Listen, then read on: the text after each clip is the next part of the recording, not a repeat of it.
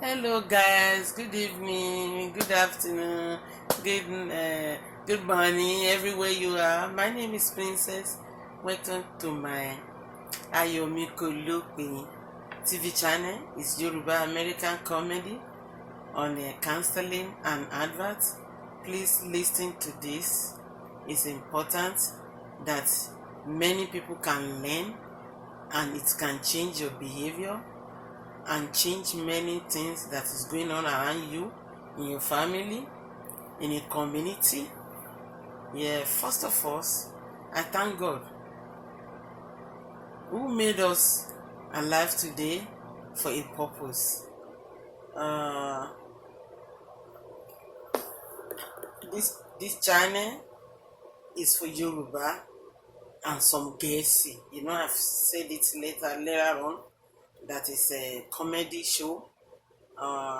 Many people will laugh. Many people will be happy. Whoever is on depressed, if you are thinking about many things that is going on around you, please come around. Come and hear something that will make you laugh, will make you, happy, and you will beneficial from it. Mojúbà ọkùnrin, mojúbà obìnrin, ọmọdé àti àgbàlagbà. Who is hearing me today? Ojú tẹ́ fi ń wò mí kò ní fọ́. Etí tẹ́ fi ń gbọ́ mi kò ní dí o. Lágbára Elédùà. May your joy never end by the grace of God. Like my comedy TV name, ayọ̀ yín kò ní lópin. Lágbára Olúwa gẹ́gẹ́ bí orúkọ apanilẹ́rìn amóhùnmáwòrán wa. Tonight, I want to make you happy about a disagreement in the marriage between husband and wife.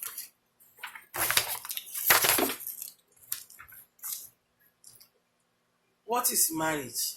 A marriage is a matrimonial and wedlock. You know wedlock? Àwọn wẹ́dà tí wọ́n máa ń jórin papọ̀, wọ́n máa jó ọkọ àti ìyàwó pọ̀. Tán bá ti jó wọn papọ̀, iṣẹ́ wa bẹ̀rẹ̀. Kẹ́nikẹ́ni má ṣe kíni, kó má ṣe yà wọ́n o. Alárinà, stay away. Alárinà, go away, because they have been what? They have been join papọ̀. They have been join papọ̀. They have been lemon papọ̀. That it is. Okay. Now, argument with family leads to fertile. Yes, of course. Problem in marriage that can cause divorce. Yes. Lack of communication. Tó bá ti jẹ́ pé àìbára ẹni sọ̀rọ̀ ọkọ àti ìyàwó a máa di pé ká máa send letter láti abẹ́ ẹlẹ́kùn sí yàrá. Ẹni tó bá rí orí ẹ̀ pé tí ò bá dẹ̀ rí ó ti tán fún nìyẹn adóńkẹ̀ ìyẹn ò dáa. Kò dáa o. Ẹni tó bá fẹ́ gbé nílé ọkọ ó ń láti fọgbọ́n ṣe ni o. Ilé ayé àràgbé ni o. Àràgbé ni o. Àràgbé ni. So nípa ìdí èyí ẹ láti jọ sọ̀rọ̀. Ìwọ ló máa lọ bá aládé ni ọkùnrin fún obìnrin nílé ọkọ. So you need to bow for your husband. You need to satisfy him. You need to make him happy. During the communication, oh honey, how are you? How is work today? Is everything fine? Are you okay? I don't like that face. Come on, give me a better face. That is part of it. That is part of communication. Hello, honey, what do you want to eat tonight? What do you want me to give you? Do you want me to do this? You want me to do that? By whining, talking to him for some time, not all the time. At least ẹ ti mọ ọkọ yín, ẹ ti mọ irú mood tó ń gbé bọ̀. Pé ojú yìí ò dáa. Jẹ́ rọra tẹ̀ jẹ́jẹ́ lénìí. Bàbá alágbájá kí ló ṣẹlẹ̀? Honey, what is happening? You okay? You alright? Kí lẹ fẹ́ jẹ? Irú alẹ́ ọjọ́ yẹn oúnjẹ tó mọ̀ kó mọ̀ ń jẹ gan. Tó jẹ́ pé tó bá jẹ́ tán báyà irin máa jó pọ̀ lálẹ́ ọjọ́ yẹn ló yẹ kó sè. Yes, to improve that that can improve your communication and it can make him happy to make you happy too. But some people wọ́n ní kí ló ṣe tá a ránṣẹ́ whatever, I don't care. No, you don't do that. Then, secondly, ignoring boundaries. Ignoring boundaries. You don't allow anybody to tell you how to cope with your husband, what to do in your house, especially tíjà bá bẹ̀rẹ̀. Hey, ọ̀rẹ́ mi máa bọ̀. Nǹkan báyìí lójú mi lé ní ará ilé ẹ̀ ó tún ti bẹ̀rẹ̀. Ó tún ti bẹ̀rẹ̀ o, ó ti ń káwọn ẹja ìtútù ẹ̀ kiri ìgboro àwọn séréko díẹ̀ kò jẹ́ rójú wálẹ̀. No, ọ̀rọ̀ tó bá sọ fún ẹ pé ńṣe ni kó pa ńṣe ni kó kún. No. Wọ́n ló máa lo ọpọlọ ẹ pé ọ̀rọ̀ ilé ẹ kì í ṣe nǹkan tó yẹ kó sọ síta. You don't tell people. No. You should not include third party into your family, into your own matrimonial home.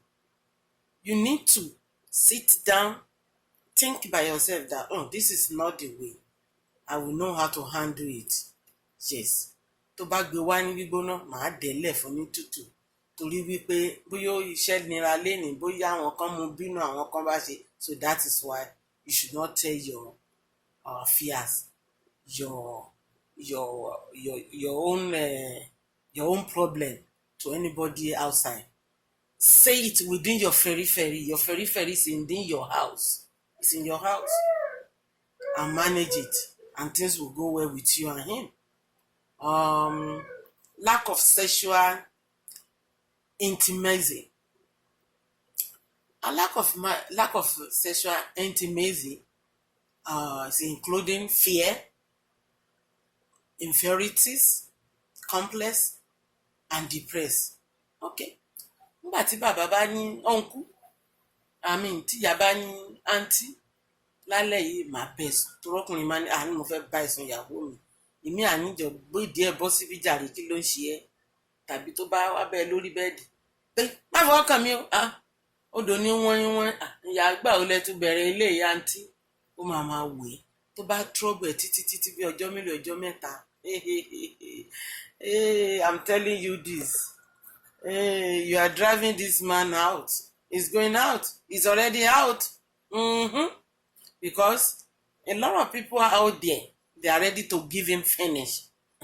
They are ready to, many style. From the back, from the left, from the right, from the front. They are ready to give him and make him satisfied. That is all men need. Tó bá dẹ̀ ti lè wà òkè níta tó bá wọlé ó máa gbẹ́nu náà lẹ́nu. Ó máa gbúrò bó ṣe ń mí nílé márùn-ún because ó ti satisfy ara ẹ̀ níta. Oúnjẹ gan lè má jẹ ìyẹn àti fún oúnjẹ àti yó. Ẹ tó bá wọnú ilé torí pé my dear ó yá.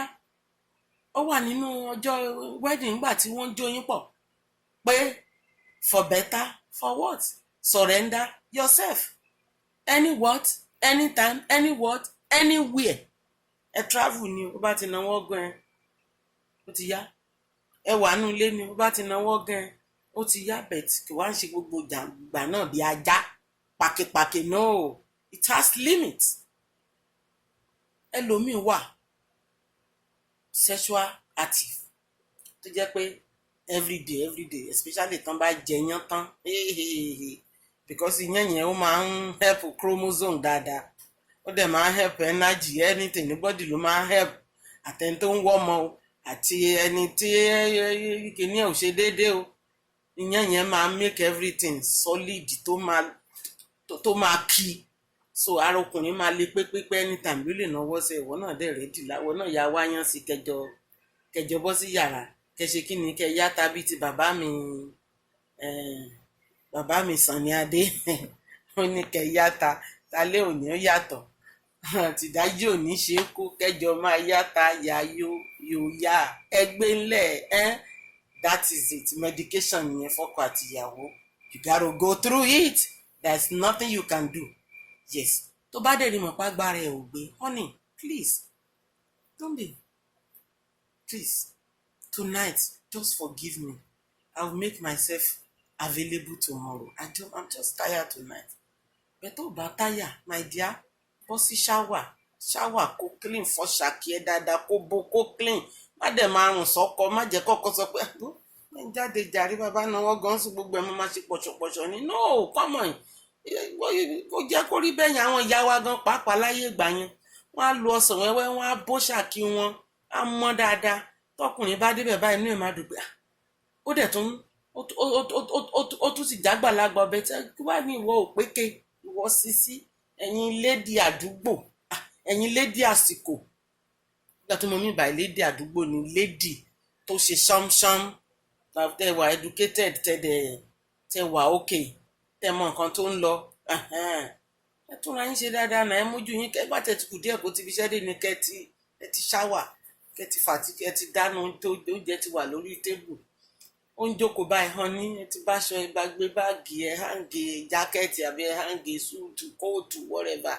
tó ń jẹ́ bá dẹ̀ jágbádá ló wọ̀ bá bọ́ kò bá ka pẹ́pẹ́ fi síbi táfẹ́fẹ́ ti máa fẹ́ sí honey your food is ready bó ṣe ń jókòó sórí tébù you too you gotta be there with him two of you sórí ojú ẹ̀ tó ti ṣe fẹ́rẹ́fẹ́ tó ti fi cream sí tó ti clean ẹ̀ tó ti mọ́ dáadáa pẹ̀lú night gown ẹ̀ bá ń jẹun tán báyìí bàbá máa fọwọ́kọ ẹ wọlé ni then gbogbo ẹ̀ máa lọ́kọ́ ìní that is it then emotional sexual infidelity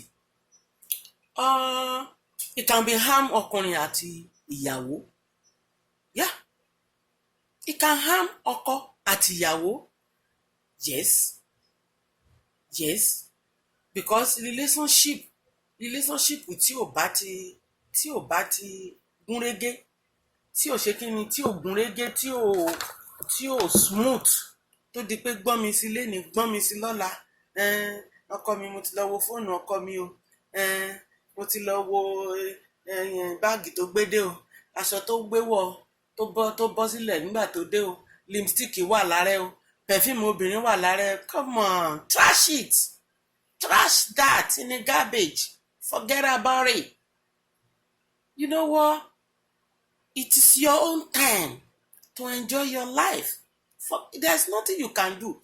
Kódà kó tilẹ̀kùn mọ́ sínú ilé, ó máa wò ta, á wò dé. Kò sí nǹkan tó lè ṣe sí. Inú àwọn ọkùnrin tí ó wò ta tí ó wò dé láyé òde òní 10% wọn la máa rí. 90% tó kù. Wo ìfúngan lẹ́gbẹ̀ẹ́ ọ̀rẹ́ ẹ̀ gan tó bá ṣọ́ra ó máa gan. Tó bá ti wúlò ó máa gan. Because he is ready to make himself happy anytime. So that is why you need to be very, very, very careful. Kó má lọ háàmù ẹ. Ní tó dẹ̀ fi lè háàmù ẹ nìyẹn. Ní tó dẹ̀ fi lè háàmù ọkọ náà nìyẹn. Because tó bá ti ṣe tó yẹ kó ṣe lásìkò. Ó máa mú wàhálà wá. Depression máa bẹ̀rẹ̀. Depression máa bẹ̀rẹ̀. Wọ́n máa bẹ̀rẹ̀ sí ronú hypertension oríṣiríṣi. And ìyẹn náà lórí lack of sexual intimacy. Hypertension ni. Àìsàn tó kọ lẹ́tà sí ó máa bẹ̀rẹ̀ sí ní rí á di pé kó jókòó kó máa ní ilé ló máa bá mi lẹ́nu forget about that man ilé wo ló fẹ́ bá ẹ òun ló ní ilé náà you need to behave yourself tó o bá ṣe dáadáa wọ́n wà níta tán wọ́n máa ṣe dáadáa fún ẹ orí á wá pé orí á ṣe kí ni orí á wá pé òkè worú àwọn tó jẹ́ pé ẹni tó lọ wo fóònù ọkọ ẹ̀ tó rí pé ọkọ òun ó ti bímọ síta and you ó dẹ̀ ń wá ọmọ tó ọmọ òtítì wá inú bí ẹ pé òkè torí pọ́kọ mi ṣe lè ó fẹ́ pa ọkọ ó dẹ̀ fẹ́ pa rẹ̀ kí lè rí ẹ ó wálé ayé lásán ó kọjá lórí àpáta lásán for no reason like ẹranko tí ò gbádùn you know you gotta think about your parents that suffer from beginning of your life up to that moment. Think about his own parents too. Tó jẹ́ wípé bóyá òun ni breadwinner, òun dẹ̀ nìkan ni ìyá àti bàbá bí. So, èrè wo ló fẹ́ kí ìyá àti bàbá ó jẹ òfò? No, it is never done. You don't do that. Gbé fóònù ẹ̀ sílẹ̀. Ìwọ ló máa wá ọ̀nà bí Ọlọ́run ṣe máa ṣe é lábíyamọ. Sòfà tí ó ti móbìnrin yẹn wá tiẹ̀ wá mú báyìí nínú ilé. Kò sí wàhálà. Tó bá jẹ́ ilé ọba ńkọ́ kí ló fẹ́ ṣe kò sí love me and love you ní ilé ọba mẹ́ni bí ilé àwọn mọ̀lẹ́mọ́mú àfáàní lolúwa wí alẹ́ ọjọ́ tọkọ ẹ bá wọnú ilé wá bá ẹ nílé ọba ọjọ́ yẹn nìkan ni lọ́ọ̀fù ti tiẹ̀ When number is out of your room at that night, forget it. Your own love is in one part of his life, not all his life, not all his heart, because he has many. Ó máa fi sẹ́gbẹ̀ẹ́ kan pé I love this woman. Ìyàwó mi ni, nǹkan kò gbọ́dọ̀ ṣe, and you will be in his care all the time. But remember, you are many. Tomorrow is going to another room. Maybe his next room to your room, or another room, inner room like like my father Buhari. Baba Presido, mo gbẹ́rí o, bàbá ológun wa, bí yàrá another room. Bàbá tún lọ síbẹ̀, á tún lọ káyẹn láṣọ wò. It is been happening láti ayé bàbá wa, kò dẹ̀ lè parẹ́ mọ́ nsìn, ó tún máa tó dáa sí ni. So ayé tí ẹni kò tún ṣe pé ọkọ mi ń bọ̀ lálẹ́, I will do this, I will do that. Mi ò nídìí láti yẹ fọ́tò wò, mi ò láti yẹ fóònù wò, mi ò nídìí láti ta lẹ bá sọ̀rọ̀ lẹ́yìn, ta ló bá yín sọ̀rọ̀ lẹ́yìn. Forget it. Then ọkọ á lè ṣe kí ni, á lè fẹ́ràn ẹ tó bá ti gbé lọ́kàn sókè pé ò yọ lẹ́nu tó máa yẹ fóònù wò gbogbo. Àwọn ọkùnrin wa náà the same thing, àwọn náà máa ń jowú títí wọn náà wá ní aṣọ tó wọ̀ ẹ́ ti pọ̀ jù, kọjá lọ sínú ilé, ó máa tún lọ ká ẹ dáṣọ sókè wò ní ẹ láàárọ̀ kùtùkùtù. Wọ́n ló dẹ̀ máa mọ̀ bó ṣe máa ń ṣàlàyé ara ẹ̀. Bàbá mi, ẹ jẹ́ ń padà dé, ẹ jẹ́ ń sáré lọ bí iṣẹ́ mo ti léètì. Ọkùnrin bá ti di pé ó ti ń suspect ẹ, nǹkan kan ti ń wọ̀, ó ti ń wọ̀, ó ń láti tún ìrìn ẹ ṣe, ó ń láti amend ẹ̀, wàá amend ẹ̀. Bóyá pẹpẹ yóyò ní ẹ tẹ́lẹ̀, pé wọ́n lè ṣe kọ́ má rí ẹ ní club, wọ́n lè ṣe kọ́ má rí ẹ láàrin ẹgbẹ́. Tó bá dẹ̀ ti fi respect sí, fi ọ̀wọ̀ sí, pé mo láti humble fọkọ mi, because kó lè jẹ́ kí n lọ lẹ́yìn ọ̀la. Tó bá dẹ̀ ti lọ nǹkan tó lọ ṣe lọ́ọ̀ ní kò ń má kẹgbẹ́ kí lọ kó ṣe, ẹgbẹ́ dànù kó lọ wá mí. Ọba ilé yìí ò dá ọyọ́ dànù, tọ̀hún ò dá ọyọ́ dànù. Mélòó ló mọ̀ tó fẹ́ ṣe ọbẹ̀ náà jiná? Igi tó ń ṣèfì yẹn kó ná mọ́ kí iná jáde ń bẹ̀, kó ṣe oúnjẹ yẹn jiná, kó jọ dá fún ẹ. Títorí èní kọ́, títorí ọ̀la ni. Remember, you have child in both of you, in between both of you. This child need to be cared of. You don't want this child to hear all this ngbàtí. Àwọn ọmọ kéékèèké wọ́n máa ń dákẹ́, wọ́n máa wò yín, mi ò ní sọ̀rọ̀. But everything that is going on around you is recording it. He or she is recording it. By the time he would say to you next, or maybe years after, you'll be surprised pé gbogbo ilé tí ẹnu wọ́n mọ̀ ń gbọ́ dẹ̀ dákẹ́ bẹ́ẹ̀ ni kò rí wa. No. That is why you need to do good. Okay?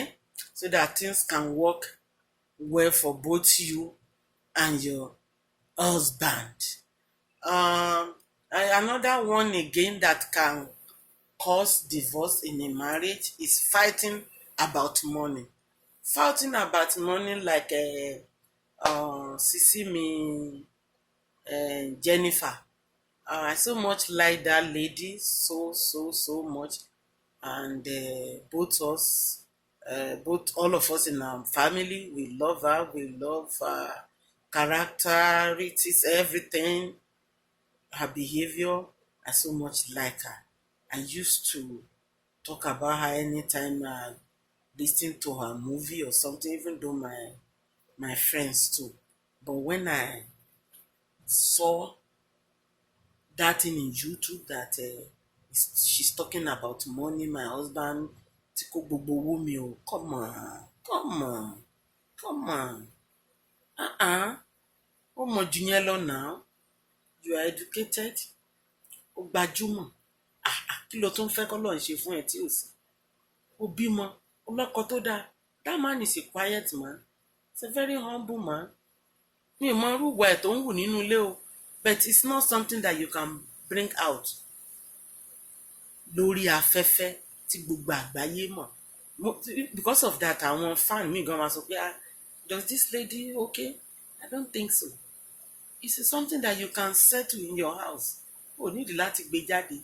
Tọ́rọ̀ bá wá parí tán, kí ló fẹ́ kókùnrin yẹn ti ojú òní kó fi máa wo ara ẹ̀? àwọn ọ̀rẹ́ gan máa sọ pé kí ló wá ń bẹ̀ yẹn ò dẹ̀ wá bí gbà. Àmúyẹ ọkùnrin àti ìyàwó tí wọ́n jọ ní àkáǹtì papọ̀ tó dẹ̀ yẹ pé ìyàwó nìkan ló ń ṣiṣẹ́ yìí. Pàtọ́mọ ti wà láàárín yín tẹ́lẹ̀ tíjọ́ ọmọ bẹ́ẹ̀ ṣe ń ṣe nǹkan yín ẹ tújọ́ ọmọ bẹ́ẹ̀ ṣe máa yí mọ́ tó fi máa wà ókè. Bó ṣe gbé jáde yẹn ó kù díẹ̀ káàtó. Bóyá tí ò bá mọ̀ pé ó bring òun gan díẹ̀ down. Yeah, ó bring it down because ọdún kò ṣẹ̀mí o bẹ̀ tí mo kàn wò pé kò yẹ kó jẹ́ irú nǹkan bẹ́ẹ̀ ló máa fa ìjà sáàárín òun àtọkẹ̀ ẹni tí gbogbo ayé ń fẹ́ Jennifer wá ní ó ti fẹ́ràn owó jù. It doesn't matter. Money is money máa lọ. Èèyàn ló máa kù. Bàbá ọmọ ẹni náà. Yeah. Bàbá ọmọ ẹni o. Iyekíye tó bá gbé, honey, where's my money? Kí n tó gbé ẹ sáyé, where's my money? And I'm sure náà ṣàlàyé. Èyí tó bá lè kólẹ̀ àkólẹ̀ náà, èyí tó bá dẹ̀ lè kólẹ̀. Wàá yá mọ̀ bó ṣe máa pàdé ẹ̀ mọ́ni. Wàá dẹ̀ lọ change orúkọ tó bá fẹ́ kó máa múwọ́ ẹ̀ mọ́, wàá lọ change ẹ̀. Honey, I can't do that with you anymore. No, I'm done with that. That's it. Kálukú á dẹ̀ máa fi owó ẹ̀ sí àpò ààrẹ. Kò ní jẹ́ wípé àkópọ̀ àpò ló máa jẹ́ mọ́. Torí àwọn ọmọ yẹn lẹ́yìn ọ̀la. Ọkùnrin ni wọn kì í ṣe obìnrin o. So that's what you got to think about. Pé àwọn ọmọ wọ̀nyí rìkọ́dà ni wọ́n bọ́ ṣe wà yẹn. Every damn thing that is going on between both of you is being recorded. Yes, it's being recorded. So it's not good enough. Yes, that is for that. Another one again is a value. Value is very, very, very, very, very important. You must be useful in a house. You must be useful for your husband. Your husband must be useful for you. In a what way? Okay? Bàbá lágbájá mo jáde síta. Mo kàn rí bàtà pé ẹ máa láìkì ẹ̀. Bóyá orí lára èèyàn kan tó fine. Ọkọ mi dẹ̀ máa láìkì báwo máa láìkì wá nǹkan báyìí. If you have the money, buy it. It's not too much. And likewise him is gonna do the same thing. Mo láṣúrákì aṣọ lára àwọn obìnrin tó jáde. Tíyàwó mi bá wọ̀ náà fi gan ètì á lè jáde síta. Then he too will do the same thing. Tó bá lówó bí irú selfishness yẹn náà sìn. Tó bá lówó, I've been fighting about money. Tó bá lówó, kò sí nǹkan tí ò jẹ́ kó ṣe fún. Kò sí nǹkan tí ò jẹ́ kó ṣe fọ́kọ ẹ̀. Kẹjọ rọra yín lọ́wọ́, kó náà ràn ẹ́ lọ́wọ́. You must be useful. You must be helpful. Kì í ṣe pé kò kàn jókòó gelete kalẹ̀ bíi ti tèmi báyìí. Tàbí kó gbẹ pẹ́pẹ́pẹ́. Ẹ jẹ́ kí gbogbo aṣọ náà máa rí lára everything ni. Tọkọ bá fọwọ́ kan lé don't touch my stuff, don't touch my stuff. Má fọwọ́ kan kíní yẹn, má fọwọ́ kan kíní yẹn o lè fọwọ́ kan ibi ni mo ní o. No. Bóyá ọkọ ẹ ò tiẹ̀ níṣẹ́ because a lot of people wọ́n ní star wípé tán bá ti ga kán fẹ́ èèyàn tó ga pẹ̀lú wọn kan tí mo ń bẹ̀rẹ̀ pé tán bá lówó ọkọ wọn lè jẹ́ ẹni tí ò ní lówó ó lè jẹ́ kọ̀ǹdọ́tọ̀ ló máa fẹ́ ó lè jẹ́ dráìvà ló máa fẹ́ iṣẹ́ ṣàníṣẹ́ ń jẹ́ kò ní lọ jalè tó fà tí ò bá ti gbébọn sẹ́gbẹ̀ẹ́ títì it's still working it's still doing good. Some tó bá ṣáà ti ń fowó sílẹ̀ bí ò tiẹ̀ kó gbogbo ẹ̀ sílẹ̀ tó dẹ̀ ló ń jẹ gbé sórí tébù fún ẹjọ́ mánéjì ẹ̀wọ́ náà wàá fi kún láti fi kún ni because tó o bá ṣe bẹ́ẹ̀ tó bá ń fi ìyà jẹ wípé tiẹ̀ nìkan ni o kọ́lé rẹpẹtẹ kalẹ̀ o yọ kíṣìn sílẹ̀ o yá yọ bathroom oníkọ́kọ́ ẹ̀ máa sùn bẹ́ẹ̀ tó bá ti ṣe pẹ́rẹ́ adẹ́rù ẹ̀ síta. Get out of my house. I own this house. I bought this house. I pay for every damn thing. Get out of here. Èló ló san tó fẹ́ ju odidi ọmọ tẹjọ bí fúnra yín lọ. Àwọn ọmọ yẹn ló máa bẹ́ẹ̀ tí ẹ̀ bímọ fúnra yín. Sùfàtẹ́ ti nífẹ̀ẹ́ tífẹ̀ẹ́ ti jọ wà wípé ẹ máa jọ ṣọkọ àtìyàwó for better for worse. So you have to accept him no matter how it is. Ó handsome o kò handsome o ìjọ́ tó ti pàdé ẹ̀ tó ti ní tiẹ̀ ni ó ti di tiẹ̀ forever. Bẹ́ẹ̀ tó bá dẹ̀ wá jẹ́ wípé òkè o ó yàn ẹ́ jẹ ó ní òṣètọ́ nínú ilé bó ṣe yẹ kó ṣètọ́ fún ẹ tàbí bóyá ó nà ẹ́ tàbí bóyá ìranu ẹ̀ ń ṣe tó dẹ̀ ti ń fẹjọ́ sùn gbogbo fámìlì tí kìíní ẹ̀ dẹ̀ fẹ́ mú ikú òjijì wá tàbí pé ó fẹ́ mú Ọlọ́run ní jẹ́ ká kúkú òjijì tàbí kó fẹ́ mú nǹkan tó lè damage life wa, you know what, my sister, my brother, you gotta separate. Tẹ bá kọ́kọ́ separate ẹ lọ ná wọ́n á pe àwọn àgbààgbà wọ́n á dá sí ẹ lè lọ fún counseling. You can seek for help anywhere. You can go to your doctor. You can go to the àwọn àgbàlagbà tó máa bá yín, àwọn àgbàlagbà ní òbí mọ́mì yín bàbá yín. Don't go to the third party outside. They are ready to finish to dabaru everything because that house they want it. They want to drive. They want to drive you out before. So that's what you're gonna think. Àwọn bàbá àgbàlagbà ẹ bá mi dá sí nǹkan báyìí lọkọ mi ń ṣe ẹ tí ò dẹ̀ change tó dẹ̀ ti lọ sí di wípé life ẹ ò change tó ti ń threaten ẹ tó ń ráwọn èèyàn tó ń bẹ ẹ jà níta nítorí ọkọ. My dear, pack your damn shit. Sorry for my language. Pack your damn thing and out right away before it is too late. Ìyá lọ wá bí kan lọ jókòó sí and when you are going, don't never leave your children. Méjì mẹ́ta ló ní ẹyọ kan ni please with you right away because ọmọ yẹn máa suffer tó bá fi sílẹ̀. Ìwọ tó mú lọ náà think kó tó lọ wípé ọmọ tó mú lọ number 1 school ẹ gbọ́dọ̀ wà okay, number 2 ó gbọ́dọ̀ máa jẹun déédéé, number 3 kò gbọ́dọ̀ rìn ní hòhò, number 4 kò gbọ́dọ̀ sí lórí street. Tó bá ti ní point yẹn lọ́wọ́ pé okay you can do it and it's not gonna be ẹgbà mi ò bóun ṣe fẹ́ sọ̀rọ̀ ọmọ yìí sí o tó bá ti think dáadáa pé ọmọ yẹn ò lè handle case ẹ̀ without his father because ọmọ bá rí bàbá ẹ̀ ó máa ń bẹ̀rù àwa ìyá àwọn ọmọ ò kì í bẹ̀rù wa much àyàfi tó bá ṣe nǹkan tí ò dáa tá a bá pariwo tá a bá ké mọ́ wọn nìkan ló máa ń bẹ̀rù kò dẹ̀ kí ń pẹ́ tó fi máa kán lára bẹ́ẹ̀ bàbá wọn ti yọgi bọ́ sí bí ọmọ ìyá ẹ̀ ni ọmọ ìyá ẹ̀ ni kò ń ṣe mi ni mo bí bó ṣe ń ṣe nìyẹn. So ìyẹn ló máa think tó bá ti lè wò pé ọmọ yìí ó máa tọ́jú ẹ̀ tó máa jọ́mọ olókìkí torí that is your tomorrow. If you misbehave, you mess with your life. That's it. So ìyá bẹ́sẹ̀ sọ̀rọ̀ kó máa lọ tó bá parí ẹ̀ later fine tí wọ́n bá dẹ̀ rí parí tó bọ̀dá bá sì ń gbórí gangan kiri títì tí ò fẹ́ serious tó ń fọwọ́ mọtí kiri ìgboro tó ń gbóbìrì obìnrin oríṣiríṣi kiri tó ń sọ fún tí ò fẹ́ gbọ́ please pick your ẹsẹ̀ méjèèjì kó gbọ́n pẹ́pẹ́pẹ́ kó lọ́ wábi fi orí pamọ́ sí tó fi máa ronú ọlọ́run á dẹ̀ bá yín tó àwa òkè. Selfishness is another one that can cause divorce in between the marriage. Okay, selfishness is still the same thing with value. Okay, being focused on yourself alone ọ̀nà ni mo ti sọ lẹ́ẹ̀kan you don't do that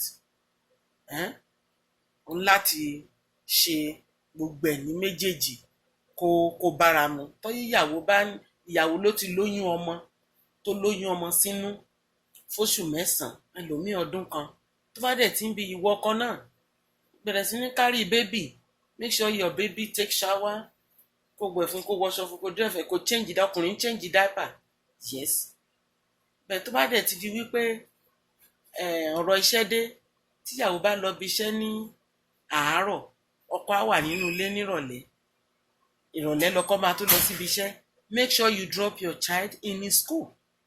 Don't be too selfish pé ìyá ẹ̀ lọ bá ti ń lọ bí iṣẹ́ obìnrin ìgbẹ́ ọmọ ẹ̀ dání o no it is never done. At that time iṣẹ́ ọkùnrin ni láti ṣe iṣẹ́ ọkùnrin láti ṣe because obìnrin ẹ̀ máa kánjú pé kò má léètì níbi iṣẹ́ bóyá wọ́n máa tọwọ́ bọ iná bẹ̀ kó tó wọlé ni ó máa sọ táìmù tó wọlé tó bá mess up with that wọ́n lè fáyẹ̀ tó bá ti ní late tó bá ti pọ̀ jù. So nípa ìdí èyí now it is husband turn kó gbọ́mọ lọ sí school láàárọ̀ yẹn tó bá dẹ̀ ti dọ̀sán ó máa make sure pé òun ṣe oúnjẹ sílẹ̀ pé ìyàwó mi máa fẹ́ dé. Ayé àtijọ́ ni ìyá ló máa lọ ta ìyá ló máa pọnmi ọmọ ó bá ti ń lóyún tán bá tún ti ń bímọ tán ọdún 3 ló máa fi pọ̀n. bàbá kan máa jẹ́ agbágbádá sọ́nù, ó lè jẹ́ àdúgbò lọ ẹ káàárọ̀ nílé wa ìyá ní akínyìn ni o bá di kúrò mẹ́rin kan ó ń lọ sóko ìyá yẹn náà ló máa tún ṣe oúnjẹ tọ́mọ máa jẹ ó tún máa dáná sílẹ̀ dé ọkàn yẹn báta ló ń tà ládùúgbò ni bí epo ni bí ẹ̀fọ́ ni bí òróró ni ó gbọ́dọ̀ mí sọ pé oúnjẹ wà sílẹ̀ fọ́kọ but now everything ti yàtọ̀ ìgbéra ní ojú ti rárá bí ègùndẹ̀ ló máa sọ pé ojú ti rárá at least àwọn èèyàn wọ́n ti sún sọ wọ́n ti sún síwájú ojú ti yàtọ̀ gbogbo àti mọ nǹkan tó ń lọ nsìn ọkùnrin ń dáná fún ìyàwó ọ̀rọ̀ pé ó ṣe ẹ̀fọ́ fún jẹ òsì ó ti kó fún ẹ̀jẹ̀ nù tí bá ti ṣe ilé ọba nìkan ni ọba ò lè dáná fún ìyàwó ẹ̀ jẹ náà ìyàwó yẹn náà ló máa ṣe wọ́n máa lọ́mọ ọ̀dọ̀ wọ́n máa ní àwọn tó ń ṣiṣẹ́ láàfin gbogbo bet ìyàwó gbọ́dọ̀ wà bí tó bá ti ń ṣe oúnjẹ ọkọ ẹ̀ it is prohibited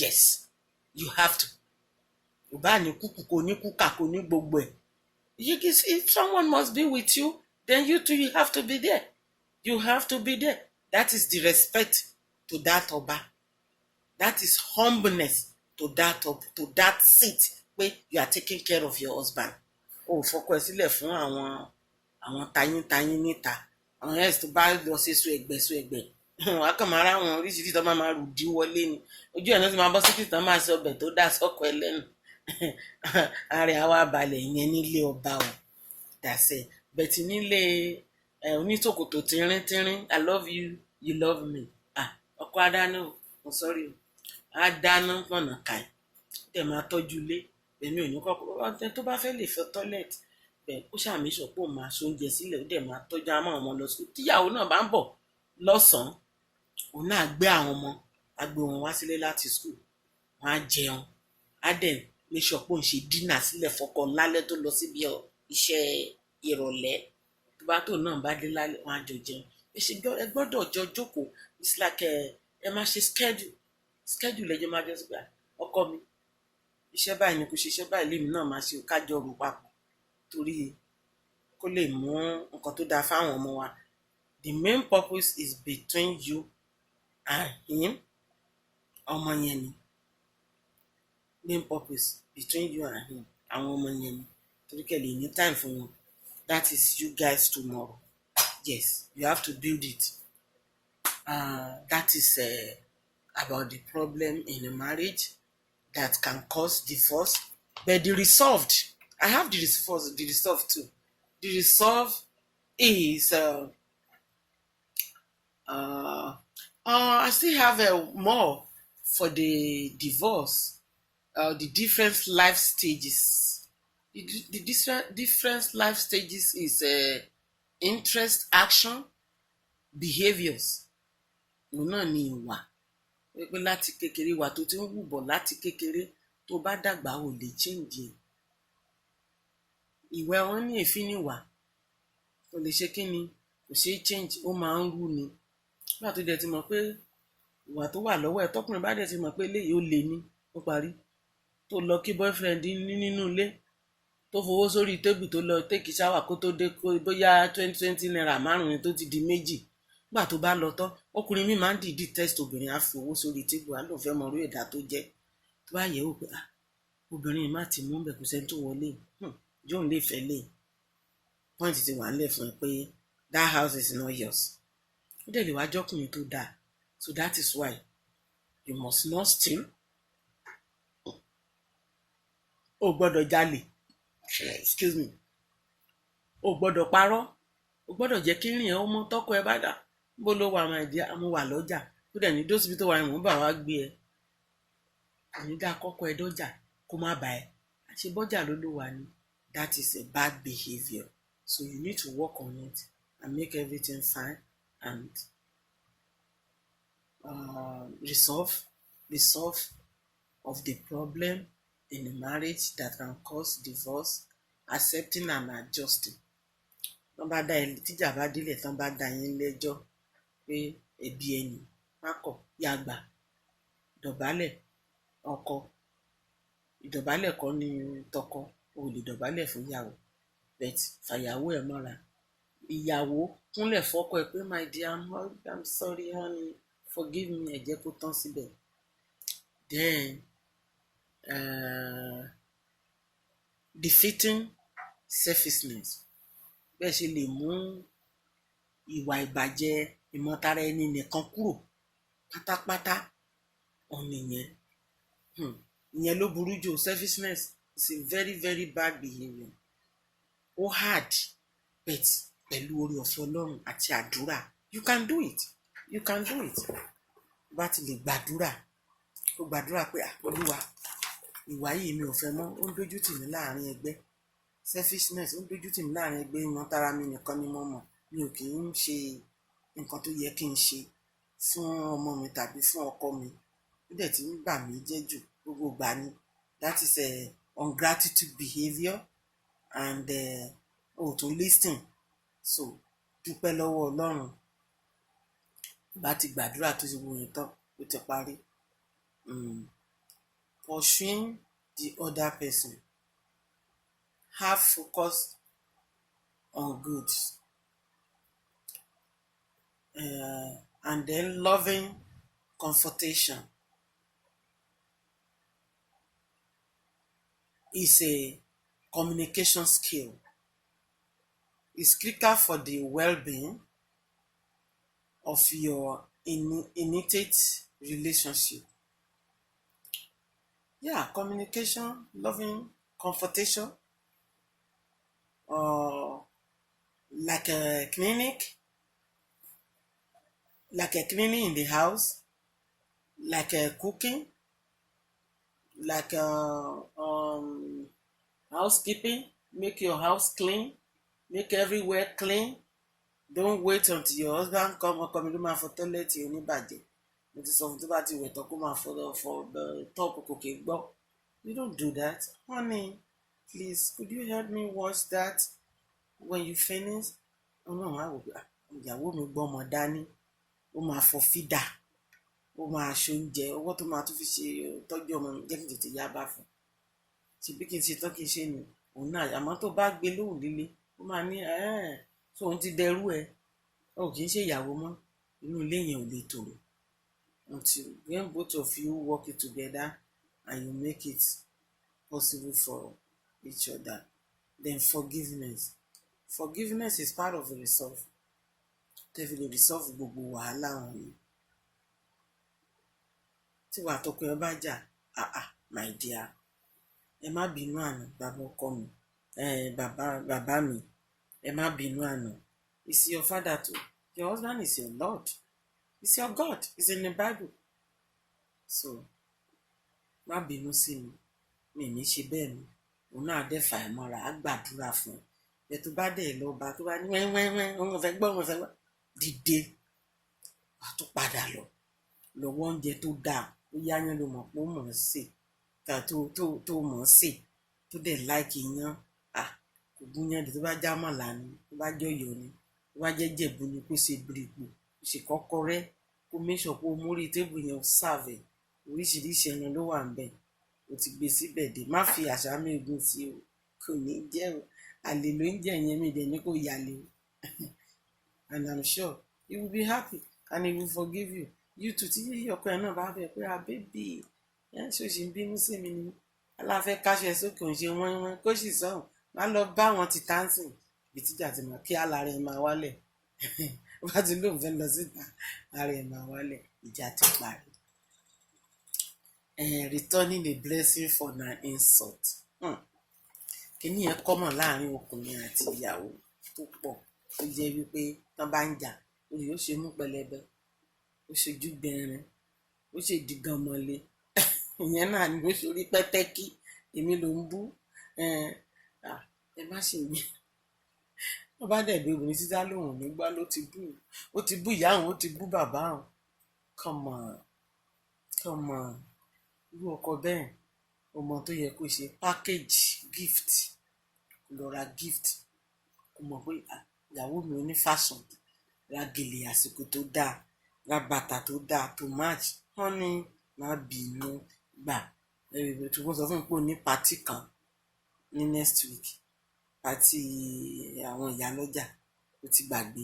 aṣọ tí mo bẹ̀rẹ̀ rà nígbà tí aṣọ yẹn kọ́ náà máa wọ̀ wọ́n máa aṣọ ni o aṣọ green náà máa aṣọ blue náà ok èló ni ó dàgbà ilé náà máa fún ẹ lówó ni ìyẹn ni blessing láti cover insult tàbí ó lè ra gift mọ́tò kó fún ẹ tó bá dẹ̀ ti fún ẹ ní mọ́tò jẹ́ kó tán nínú ẹ má sọ pé ó kàn ra mọ́tò ni wàá gba kọ́kọ́rọ́ mọ́tò tó wà tó sì mọ̀rí kan pé yẹn ó ti kẹ́rù lọ́lé bàbá àtìyẹ́ ò ní padà wá mọ́ ibẹ̀ ló máa takú sí ọfẹ́ tí adélé wọn sún sílé ọkọ sílé àbárẹ kò mà sọ́nà ń bẹ́ẹ̀ àwọn tó ṣe lánàá dà àwọn tó ṣe lánàá ó bá tiẹ̀ lówó kó lówó lọ́wọ́ owó yẹn pọ̀ gan your husband house is number one ní láti padà lọ síbẹ̀ ó ti bẹ̀ ẹ́ dẹ́kun náà dẹ̀ gbẹ̀bẹ̀ kó tọ́mọlúàbí ṣe wọ́n lọ́ máa lè ná ń bẹ̀ tí ò kì í gbọ́ ọmọ àlè náà náà dẹ̀ tán náà ń ṣẹ̀ tí ò kì í gbọ́ náà tó ń bẹ̀ tí ò kì í gbà so you have to think pé ò kì í ṣọmọ àlè o you need to go back lọ support àwọn ọmọ ẹ everything kó lè wà okay then another one tó tún lè resolve the problem that is the total one capital B tó ń jẹ́ capital Y onílé prayer ni o àdúrà ni o láàárọ̀ lọ́sàn-án lálẹ́ kò dìgbà tó bá ń tẹ̀sẹ̀ ní pé ní orúkọ Jésù ní agbára ẹ̀jẹ̀ Jésù kí gbogbo àwọn tó wà ní ilé 5-6 kan máa gbọ́ no find a peaceful place in a corner of your room kúnlẹ̀ bọ́lọ́run sọ̀rọ̀ láàárọ̀ kí wà tó kẹ́ tó lọ bí iṣẹ́ honey let's pray. Father Lord, we thank you we wake up safely and we are going out. Guide us, feed us, make everything possible for us as we are coming back home. Father Lord, let's come back safely in Jesus' name. Ó ti tó. That's it. Then kálukú àgbà bíi tẹ ìwọ tó máa dáná ìwọ bóyá ọkọ ló ń lọ bíṣẹ́ níbi ìwọ ló máa wà nílé ni ìkan náà ní sáà máa jáde láàárọ̀ yẹn bóyá ẹ̀yin méjèèjì ẹ̀ ní ẹ máa lọ tẹ máa jọ papọ̀ sílé lálẹ́ fáìn bẹ́ẹ̀ tẹ gbọ́dọ̀ gbàdúrà tẹ bá ti ń gbàdúrà tẹ di ọwọ́ ara yín mú èṣù tó bá fẹ́ wọ ibẹ̀ yẹn èṣù yẹn á ṣèkì díẹ̀ kì í ṣe yẹn ò ní kéṣù máa wọ ọbẹ̀ tì ẹ̀yin lẹ máa mọ̀ bẹ́ẹ̀ ṣe máa ṣe pé èṣù yóò gbọ́dọ̀ wọlé èṣù yóò gbọ́dọ̀ wọlé ẹ ti máa gbàdúrà kẹ tó sùn náà lálẹ́ Father Lord, we are going to sleep be with us guide us let us wake up safely in Jesus name amen. àwọn ọmọ náà the same thing ẹ bá dẹ̀ tún tó bá tún débi iṣẹ́ tó ń lọ Father Lord mo ti débi iṣẹ́ nu let your will be done today o má jẹ́ kéṣù bá tèmi jẹ́ o gba gbogbo ògo ó ti tó ẹlòmíì á máa gbàdúrà bá dẹ̀ máa làágùn orí á máa gbọ̀n bí ẹni pé gbogbo ẹ̀ fẹ́ jábọ́ no kò lè tó yẹn Jákọ́bù tó bu Ọlọ́run tó ní kò ní lọ Jákọ́bù kò kàn gírí lẹ́sẹ̀ẹ́ no kò bu ògiri jẹ́ ó sọ fún ọ ó pàṣẹ fún Ọlọ́run ni pé irọ́ lélẹ̀ iṣẹ́ èmi ló ń gbọ́dọ̀ ráyè ọ̀hún gbà and he got it so you too do the same thing má gbàdúrà tó máa mú ẹ̀ṣẹ̀ wá torí bó ṣe kúnlẹ̀ lèṣu tí ó ti wà lẹ́gbẹ̀ẹ́ gbogbo tó ń wí bó ṣe ń sọ báyìí ló ti ń mú dání ẹ tó bá jẹ́ pé nínú òtítọ́ kan pẹ̀lú ìfẹ́ kan tí ò sí jà tí ò sí kankan láàrin wa tọkọ ẹ bá ti ń gbà báyìí lọ́kàn rẹ̀ wà mọ̀ wọn pé àdúrà yẹn ó ṣe kí ni ó ń gòkè ó ń lọ straight sọ́dọ̀ Ọlọ́run ni ẹsẹ̀kẹsẹ̀ ló dé máa rí ìyípadà ẹsẹ̀kẹsẹ̀ ló máa rí èsì àdúrà yẹn pé yes àdúrà tí mo gbà lẹ́ẹ̀kan ni Olúwa ó ṣé òun dúpẹ́ o then from there you will know that you're supposed to be obedient to your God in order for you to receive whatever you are looking for in your life. Mo fi àsìkò yìí mo fi dúpẹ́ lọ́wọ́ gbogbo ẹ̀yin tẹ́ ń gbọ́ mi ó dẹ̀ mọ̀ wípé díẹ̀ nínú àwọn nǹkan tí mo sọ yìí ẹ ti bá mi mú díẹ̀ nínú ẹ ti bá mi rí lò tẹ bá dẹ̀ mọ̀ wípé ọ̀rọ̀ mi kò tí ì yé yín tó màá tẹ̀yìn láago láìpẹ́ láì jìnnà a máa fi ẹ̀rọ móhùnmáwòrán ẹ̀rọ ìbánisọ̀rọ̀ sórí ètò yìí ẹ lè fi pè wá lẹ́yìn tẹ bá ní ìbéèrè láti bá wa sọ tẹ bá dẹ̀ ní kánsẹ́lì tílé yín ò bá tòrò ẹ má tìjú ẹ má bẹ̀rù ẹ pé aago tí n bá fi síbẹ̀ ẹ pè mí tí n bá wà round màá dá yín lóbẹ̀, tí n bá ń ṣe nǹkan míì lọ́wọ́ màá sọ fún yín pé màá pè yín padà and I'll get back to you right away soon as possible tẹ́ máa fi wà òkè. Ẹ má yọgi tọkọ yín, ìwọ ọkọ náà má lè ìyàwó ẹ̀ jáde, tó bá lè jáde old friend is better than new. Ìyàwó tó ń bọ̀ ò tí mọ̀ bóyá lè tó máa gbé ìgbó ọmọ orógùn ọmọ odó tó máa ní òní ní ìlò máa fọ́ orí ẹ̀ fún ẹ, ìwọ lòṣì ojoojúmọ́ lobìnrin ń lọ lọ́dọ̀ ẹ̀ no kò gbọ́dọ̀ wọ́ọ̀kì bẹ́yẹn. Farabalẹ̀ ṣé ẹjọ́ tó tẹ́ bá dẹ̀ mọ̀ pé tó títí tó bá ti máa mú ìgbẹ̀mígbẹ̀mí lọ ó bẹ́tà kẹ́ separate. Tẹ́ bá ń gbúrò ara yín lọ́ọ̀kan tẹ́lẹ̀ wà lálàáfíà tíwọ náà wà lálàáfíà inú àdúgbò ìyàwó mi àlàáfíà ló wà, ẹ tún lè padà pọ̀ létà lọ́jọ́ amẹ́ni tó ti fẹ́ra wọn fún wọ́n ti kọ́ra wọn sílẹ̀ fún 15 years wọ́n tún padà wọ́n tún fẹ́ra wọ́n tún wá tún bímọ lẹ́yìn ìgbà yẹn wọ́n wá ń pọ̀ mọ́ náà ládé adélájà adésínà so kò sí nǹkan tó lọ́wọ́ lè ṣe, àkọọ́lẹ̀ kò ní ṣe kíni kò ní tàsé. Ẹ ní next week lágbára ọlọ́run àwọn tọ́pìkì tá a máa tún fi tó yín létí ìyẹn ni ọ̀rọ̀ lórí àwọn ọmọ tí ìyá àti bàbá tó já jù lẹ̀ nígbà tí wọ́n bára wọn jà, bóyá bàbá ló kọ́ ọmọ tira ni tàbí ìyá ló kọ́ ọmọ tira, àwọn nǹkan tẹ́ ẹ lè ṣe tó yẹ pé kò ní mú ìpalára wá fún àwọn ọmọ yẹn á jẹ́ nǹkan tá a máa sọ ní next week lágbára ọlọ́run. So ọkọ àti ìyàwó please make sure you been in one love because problem in a marriage it cause damage or disaster. Thank you. I love you. Peace.